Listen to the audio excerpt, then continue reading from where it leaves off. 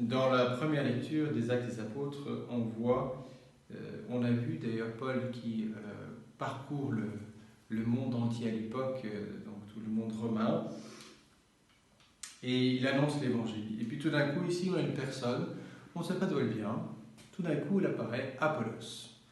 Et Apollos se met à parler de Jésus aussi. Il a été instruit du chemin du Seigneur, il connaît très bien les Écritures, c'est-à-dire l'Ancien Testament, il explique les choses. Et on a un couple, Priscille et Aquila, qui sont des amis de Paul, qui ont entendu Paul, qui se sont convertis et ont commencé à le suivre. Et Priscille et Aquila l'entendent. Quelle est leur réaction? Non pas de dire « mais il n'est pas avec Paul, il faudrait se méfier, il nous prend des parts de marché spirituel ». Ils se réjouissent parce que Apollos témoigne de la foi du Seigneur. Vous voyez, c'est magnifique. Ils suivent le Seigneur et dans leur suite du Seigneur, ils n'ont pas mis la main sur le bien spirituel qui fait l'annonce de Jésus.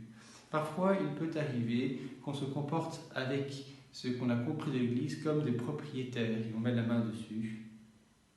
Et en fait, c'est une erreur.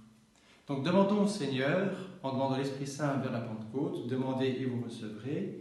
Demandons au Seigneur de pouvoir nous réjouir du bien que les autres font pour le Seigneur, profondément.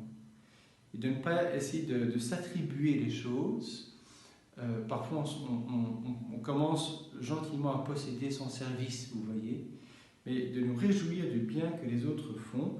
Et puis, si on peut leur apporter quelque chose, comme Priscille et Aquila le font, puisque Apollos n'avait pas entendu parler du baptême de Jésus, eh bien, ils le font.